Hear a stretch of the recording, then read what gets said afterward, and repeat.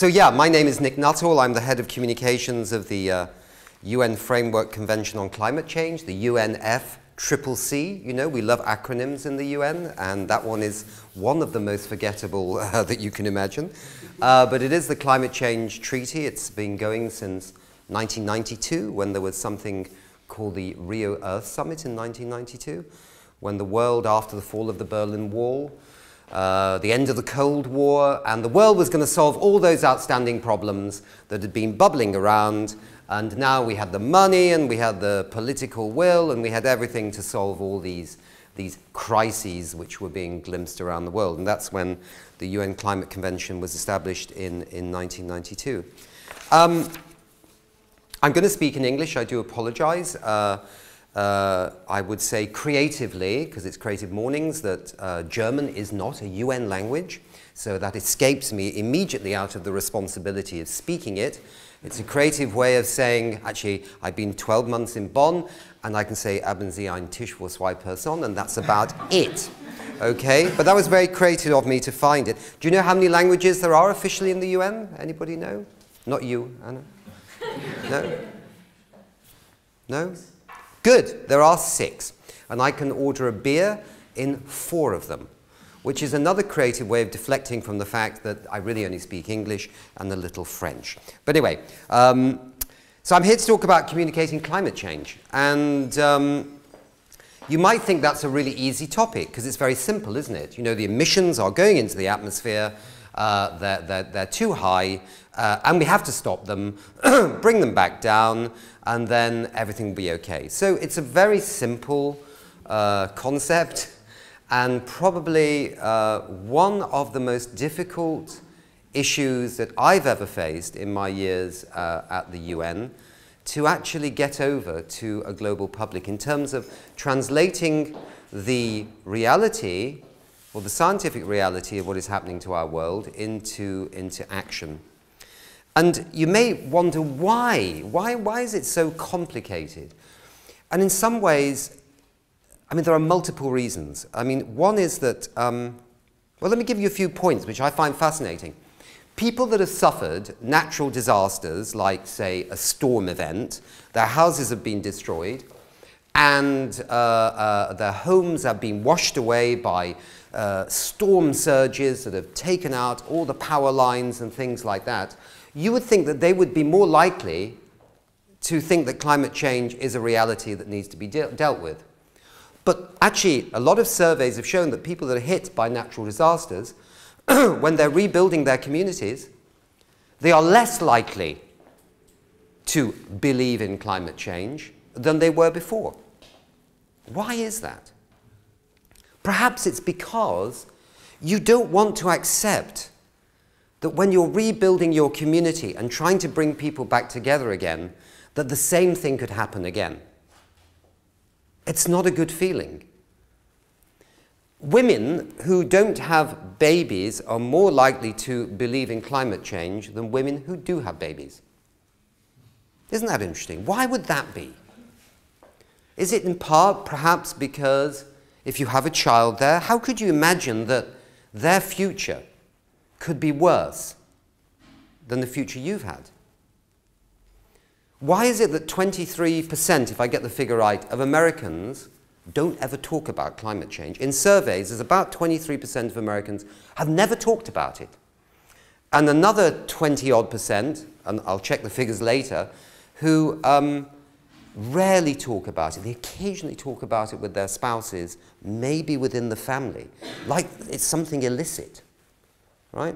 Why are these human dimensions out there? Because actually this is one of the greatest challenges of climate change.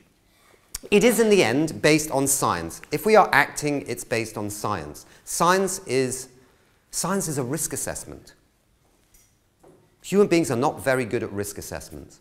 You know, Donald Rumsfeld, the old head, what was he, Foreign Secretary, I suppose you might call him? Anyway, State Department, whatever. Donald Rumsfeld said, if there's 1% chance that terrorists could harm the United States, then we must arm our military, we must improve our CIA, our surveillance. If there's 1% chance, right? I don't know what it's like. I mean, what is the chance of Elvis Presley being in the the Kaiser supermarket checkout. Is it 1%? I don't know. But science tells us right now that they are 97% certain, are the world's best scientists, 97% certain that climate change is happening. And they're 97% certain it's going to get worse if we don't do something about it. Now, as a risk assessment, 97% is pretty strong. I mean, if somebody told you there's a 97% chance that when you get on that Lufthansa flight to Stuttgart, that it's going to fall from the sky, you probably won't get on, would you? You think, well, 97 is a bit, yeah. That's a 3% chance it's not. I think I'll probably stay on the ground. Let others go on the plane.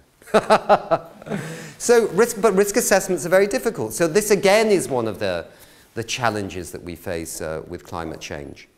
Perhaps one of the reasons why it's difficult is that it seems very long term. It seems like something that we can put off. You know, I mean, it's like, oh my God, the nails are looking a bit shit today. I won't deal with climate change. I think I'll go to the salon. Right? Because that's easier to deal with. Or, oh my God, my child's sick today and I must stay at home, and that climate change thing, I can worry about that next week or next year or 10 years from now. And who, you know. Or it's happening to other people, right? Those poor people in Africa, you know. Oh, it's absolutely dreadful. I'll tell you what, I've got another 10 euros for Oxfam. I'll whip it off there to Oxfam. Problem solved, right? And if they were so clever, these foreigners over there suffering, I mean, they would have sorted it out, right? They'd have CreativeMornings, they'd deal with it once a month, and they would solve the whole thing. So it's their fault for not sorting it out. Whereas, of course, in the end, it's kind of everybody's fault. It's kind of we're all in this, right? We are all contributing to it, and that makes it a very interesting issue altogether. So it's actually, you're dealing with denial in many cases as well. You're dealing with the fact that you can pick up a newspaper that says, you know, 80% of ski resorts around the world probably won't function anymore because of climate change. You know, the snow will have gone, or you know, it'll go up the mountain and there'll be less skiing or whatever. Some of the low-lying ski resorts in Europe, I know in Germany and Austria and things like that, are seeing problems with snow regularly. The ski resorts in Scotland just don't function hardly at all anymore because of this lack of snow. And you read that and you go, that's shocking. We really should do something about that climate change. And then the travel supplement of the newspaper slides out, and it says, skiing holidays this year in the French Alps, good price, and Lufthansa will get you there. Not making the connection that the emissions from the aircraft that's taking you to the ski resort is actually the reason why the other article you read earlier about ski resorts disappearing, that's why it's happening in part, right? So making those connections is rather difficult. Everything seems to be in boxes. It doubly becomes a challenge when you're dealing with the United Nations, when you're dealing with the world, when you're dealing with all those cultural differences out there, all those language differences. You know, my first boss was Klaus Topfer, who was the former Umweltminister of Germany, and he became head of the United Nations Environment Program, headquartered in Nairobi. And when Klaus Topfer was leaving in 2005, 2006, I said, Dr. Topfer, we need a little statement in my back pocket as your spokesperson to say why you are going, why you are retiring. So he said, sure, this is fine. And we basically had a little statement that said, Nick Nuttall, the spokesperson for UNEP, UN Environment Programme, says Dr. Topfer is leaving because he wishes to hand on the international environmental baton to a fresh pair of hands, right? Simple, bit boring, but it just was a placeholder, right? So Reuters news agency calls up and they say, we understand Klaus Topfer is leaving, the head of the UN Environment. And I went, yes, yes, yes. And I gave them my statement. There it was on the wires, you know, later, nice, fine. Agence France Presse, the French news agency, calls up and I gave them the same thing. I said, he wishes to hand over the international environmental baton, because baton is very French, you know, baton, it sounds French. It sounds French, anyway. And then it came on the news wires later, and it must have been a French correspondent kind of translating my English and whatever, and it said, Nick Nuttall says Klaus Topfer is leaving because he wishes to hand on the international environmental baguette to a fresh pair of hands. It's like, how the F did that happen? So I talked to a French friend of mine. They said maybe they got confused because they don't call in the relay race, they don't call it a bâton, right? They call it a pièce de bois or something like that. Maybe they got confused with la baguette magique. I said, what do you mean, la baguette magique? They said, yes, yes, yes, like in Harry Potter, you know, the wand. I went, aha. So I see, okay, which was interesting because, you know, Topfer in English is Potter. So maybe there was a connection. Anyway, so language can be something very, very demanding, you know, so language is interesting. Culture.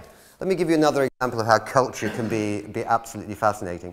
My second boss at UNEP was a man called Achim Steiner, who is also German, less well known in Germany because he wasn't a politician. And does anybody remember there used to be something called Vanity Fair Deutschland? It lasted for a while, Vanity Fair Deutschland, yeah. Well, when that came out, they contacted Achim Steiner. They said, would he write a column? So he came and saw me, and I said, okay, we can do that. Yeah, we'll have a column. Because in Britain, magazines are monthly. And I found out in Germany they're weekly. So it was a weekly bloody column, right? On the environment, right? Climate change included. And we had to go to Berlin, and we were in the park in Berlin in the freezing winter, photographs taken of Achim Steiner and blah, blah, blah. And then there was a big meeting in Bonn on biodiversity, you know, wildlife, ecosystems, all this kind of stuff in 2006 or 2008, was it, in Bonn? It's called, the Convention on Biological Diversity. And we decided to do a competition with creative agencies in Germany on how do you deal with those complex issues like ecosystems and access and benefit sharing of genetic resources, nightmare topics, right, to actually communicate. And so we did a little competition here in Germany. A lot of the agencies got involved with some nice posters, interesting ideas, featured in Vanity Fair Deutschland. We had a relationship with them, and Vanity Fair Deutschland brought out a special edition. And they said they would ship thousands of copies to this conference in Bonn. And I'm in Nairobi, and half my team were already in Bonn, and I was coming 2 days later, and we were going to give the magazine to all the delegates from all around the world. And I got a telephone call from my staff, and they went, Nick, we're not going to distribute the Vanity Fair Deutschland magazines. I went, why? They said, some of your staff think that it is too shocking. I said, what? So I quickly looked at the cover, and it was a classic German magazine cover, a good-looking woman with a top slightly undone, you know, looking quite raunchy and sexy and really nice.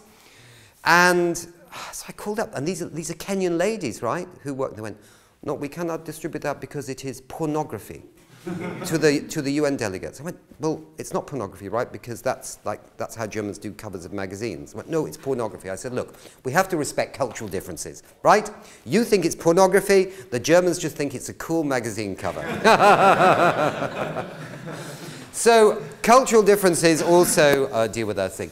And the other challenge of climate change, let's get a little bit serious, is that, you know, we live in a world where basically most of the emissions that are in the atmosphere now, because carbon lasts in the atmosphere for at least 2 centuries, if not 1,000 years, most of the carbon in the atmosphere is being produced by us in the European countries, the United States, Japan, since the Industrial Revolution.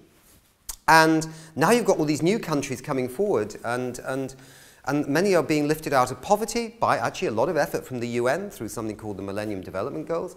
A lot of people being lifted out of poverty, a lot of economies growing, China, India, Vietnam, Laos, everybody's growing, right? And their emissions are going up, understandably. And they turn around and tell us, well, why do you want us to stop growing? Because to grow, we have to grow our emissions, right? So how can you tell us not to grow? When you did all that pollution and you've got all this wonderful lifestyle, you've got Mercedes and BMWs and Deutsche Telekom, well, maybe not Deutsche Telekom, and you've got all these wonderful things and you want us not to have them anymore. So how can you do that, right? That's not fair, right? So this is the other big thing. We live in a world now where it isn't just Germany and the UK and the USA and Japan that decide how the world's being run. Everybody's deciding how the world's going to be run.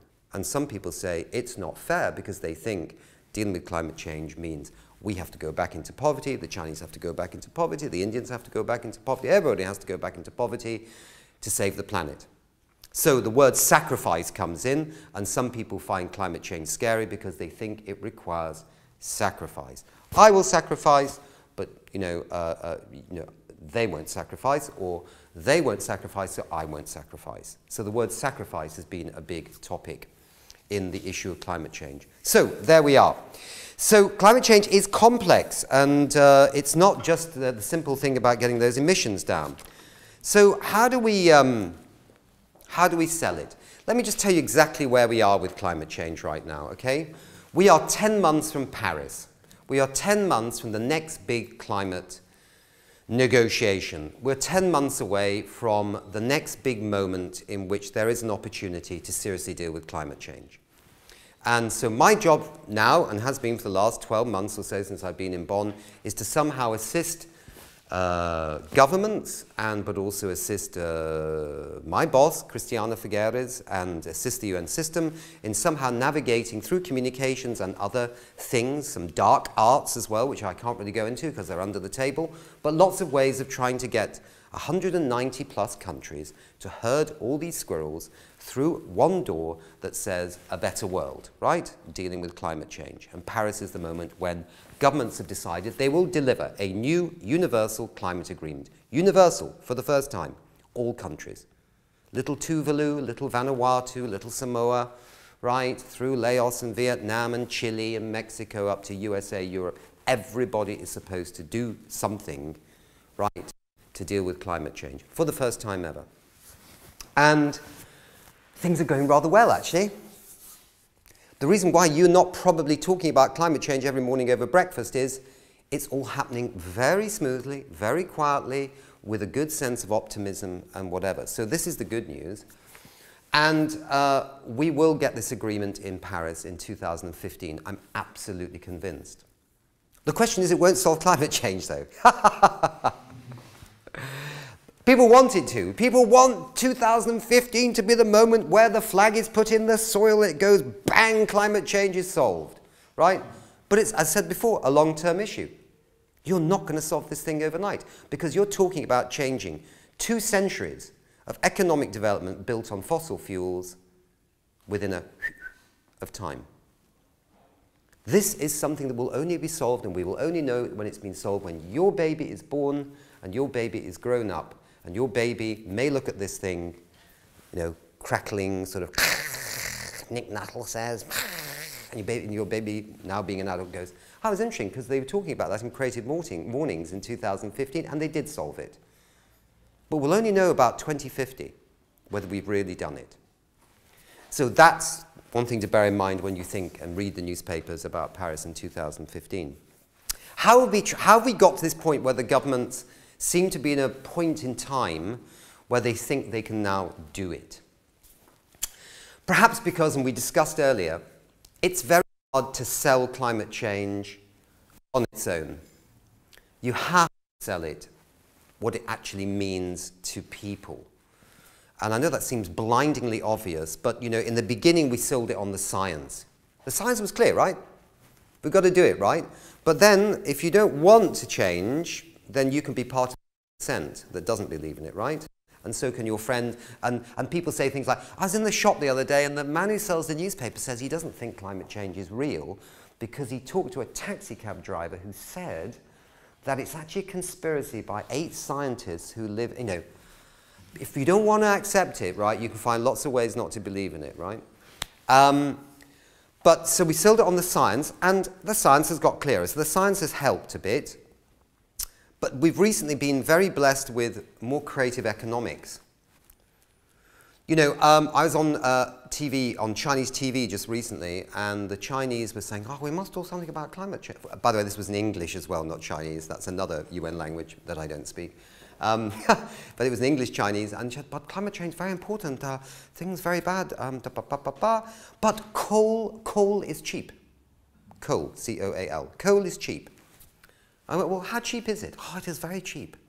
Very good for energy. I said, fantastic. Coal is brilliant. It's full of energy. It generates a lot of power at the power stations. It's fantastic. But do you know how much it really costs? There is now a good analysis of coal-fired power generation on what they call externalities. In other words, what does coal pass on to you and me in terms of public health? What does it pass on to you and me in terms of the amount of water it uses, and therefore there's less water available in river systems or in lakes? What does it pass on to us in terms of costs, in terms of jobs, health and safety, miners, people being killed going for coal, you know. If you start adding up the whole economics of coal in terms of the health impact, you know, in Beijing right now, you know, people can see the air they're breathing, yeah? Most people don't want to do that. It's not very clean. And there's a lot of things passed on to your health that you don't even see because it's invisible. Little particles like that called PM10s. It doesn't really matter what they're called. Coal-fired power generation is probably externalizing, passing on to the global economy in terms of costs, close to $2 trillion a year.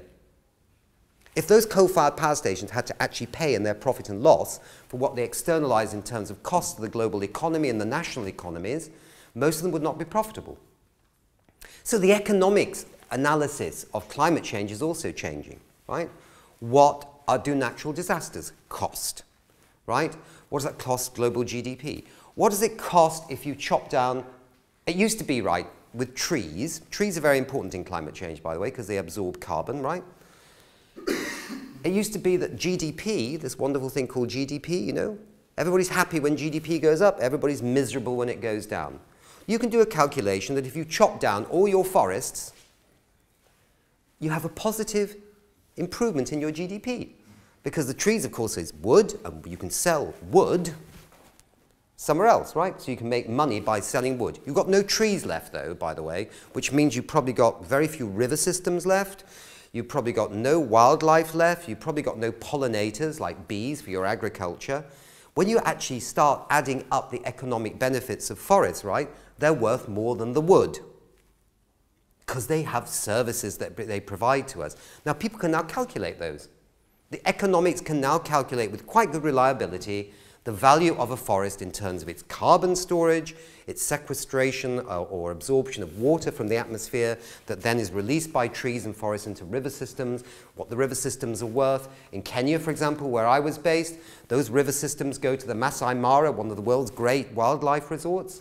And what's that worth in terms of tourism dollars? So suddenly we have the economics growing, the costs of fossil fuels.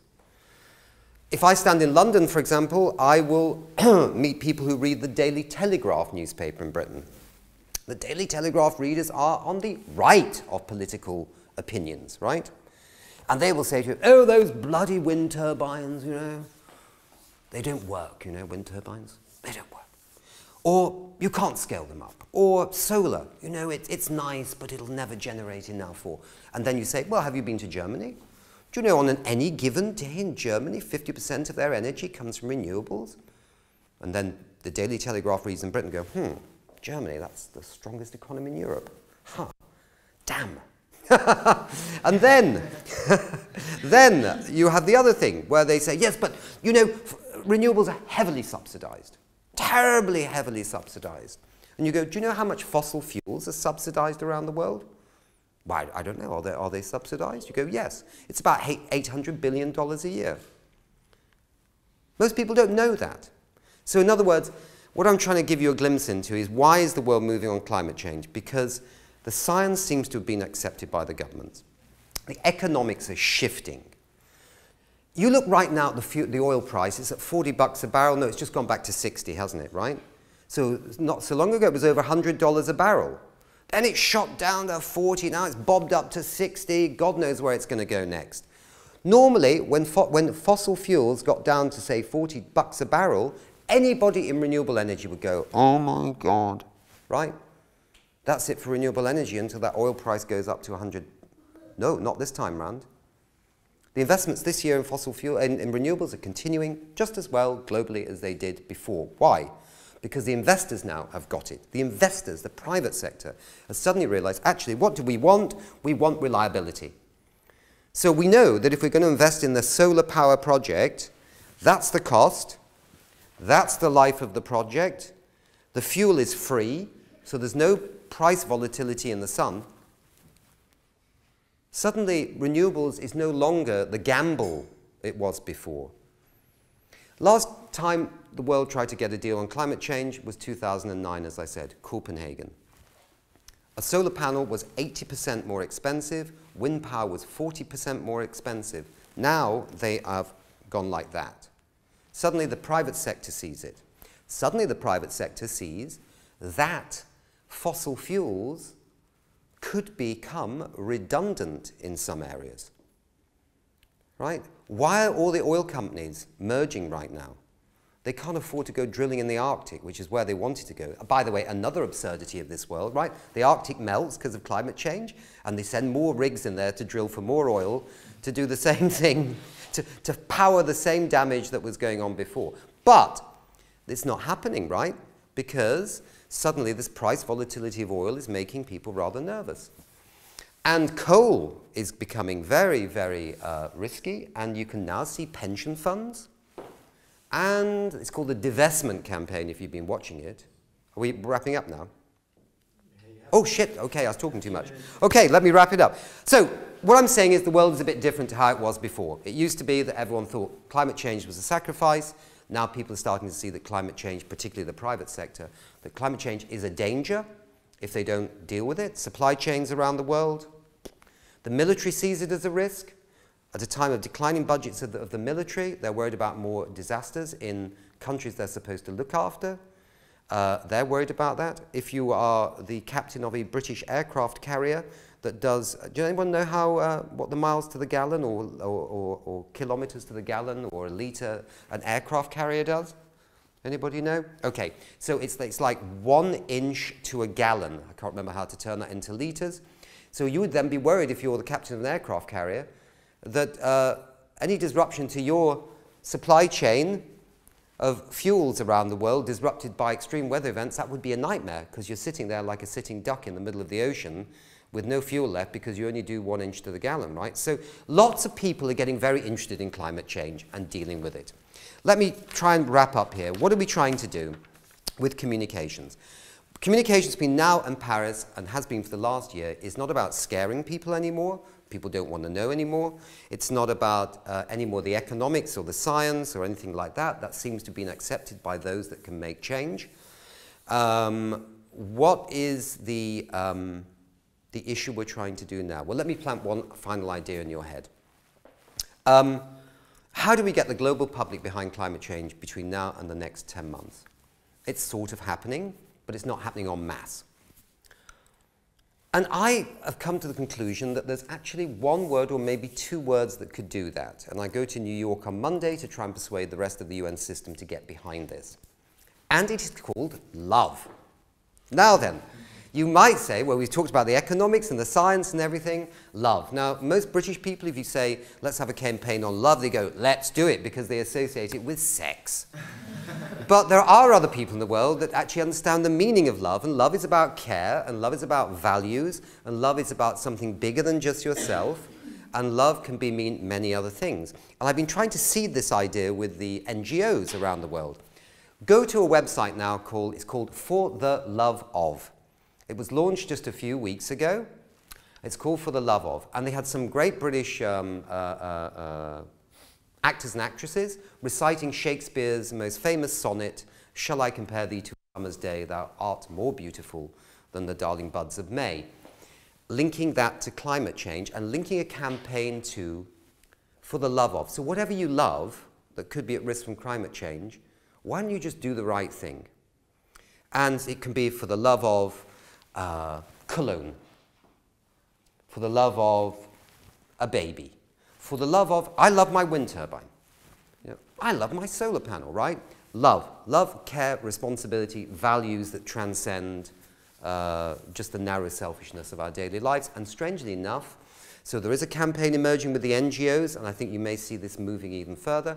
I think you might see the UN system coming behind it. It's very difficult with the UN system, with all these agencies, to bring them together, especially if you're dealing with humanitarian agencies like UNHCR and some of the ones that are really on the front line with the real refugee issues.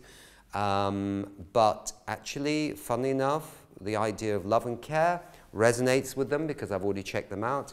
So you might find that if you want to get behind something, think of how love could be expressed in terms of a world, because it goes above and beyond the narrow self-interests of the individual, and I shall rest my case there. Thank you.